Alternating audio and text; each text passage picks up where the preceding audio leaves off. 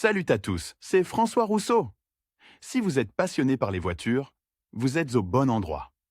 Continuez à regarder, on va entrer dans le vif du Les sujet. exigences de la vie et des employeurs d'aujourd'hui sont d'être toujours connectés. Skype, Viber doivent nécessairement être en veille. Sur Facebook, on peut écrire à un client qui est prioritaire. Une personne responsable a tout simplement besoin d'Internet dans sa voiture. Comment l'organiser?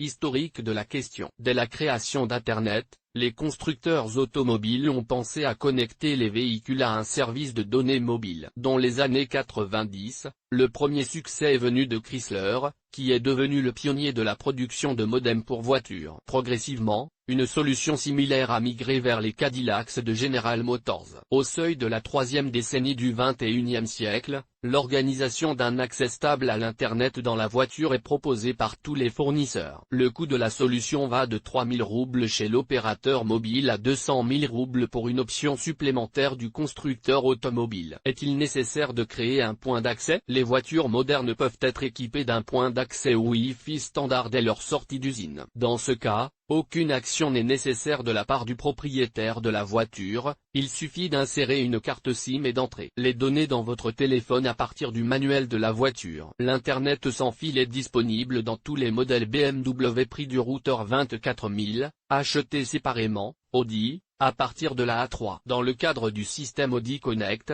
prix 18 300 roubles, Mercedes classe S et MP.C, intégré, gratuit. Si vous n'avez pas les moyens de vous offrir cette option ou si vous êtes l'heureux propriétaire d'une voiture familiale, vous pouvez facilement organiser vous-même le point d'accès. Il suffit de choisir l'une des méthodes présentées ci-dessous et de la mettre en œuvre conformément aux recommandations. Avantage d'un point d'accès pour voiture. Les points d'accès dans les voitures privées, à l'exception des véhicules commerciaux, ne sont pas soumis à l'obligation d'enregistrement. C'est un bon moyen de rester anonyme et de ne pas transmettre ses propres données aux services de renseignement. Les vitesses de connexion et de transfert de données sont beaucoup plus rapides. Lors de l'utilisation de points d'accès publics, la vitesse totale du réseau est partagée entre tous les utilisateurs. Par conséquent, le nombre de kilooctets par passager est négligeable. Un hotspot propriétaire élimine ce problème. Méthode de connexion.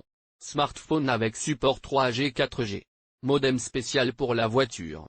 Dispositif OBD2. Lire aussi, méthode d'application du caoutchouc liquide sur la voiture. Examinons en détail les principales caractéristiques et particularités de la connexion pour chacune d'entre elles. Smartphone comme routeur. La plupart des smartphones permettent de créer un point d'accès portable à l'Internet. Le principe de fonctionnement est simple. Le signal du réseau mobile est converti en Wi-Fi pour communiquer avec le monde extérieur. Cela constitue un avantage pour les détenteurs de forfaits mobiles 3G LTE illimité. Cependant, il faut tenir compte de la consommation élevée de la batterie due à l'envoi fréquent de requêtes de détection cellulaire et de la limitation de la vitesse du téléphone. Pour une utilisation prolongée, il est nécessaire de connecter le gadget au chargeur de l'allume-cigare ou au port USB de la voiture. L'utilisation d'un téléphone dans les voitures modernes présente un autre avantage. Le logiciel du smartphone et le système de divertissement interagissent l'un avec l'autre. Les fonctions de base du contrôle du smartphone et de la communication Internet sont disponibles sur la console centrale, à droite du conducteur. Routeur USB. Il ressemble à une clé USB dotée d'un emplacement pour carte SIM. Connecté au port du système de divertissement EMU de l'ordinateur portable, le modem de voiture crée un signal Wi-Fi stable à grande vitesse. Il dispose d'une charge suffisante pour plusieurs heures d'utilisation continue, mais dans certaines voitures, il fonctionne en continu pendant la conduite grâce à un port de charge rapide ou de recharge. Le modem est déjà configuré et prêt à l'emploi. Les données du point d'accès, nom du réseau et mot de passe, sont disponibles sur l'étui ou le passeport de l'appareil. Il ne reste plus qu'à y connecter votre tablette ou votre téléphone portable. L'achat d'un modem USB pour la transmission de données représente une économie budgétaire importante. Pour ces appareils,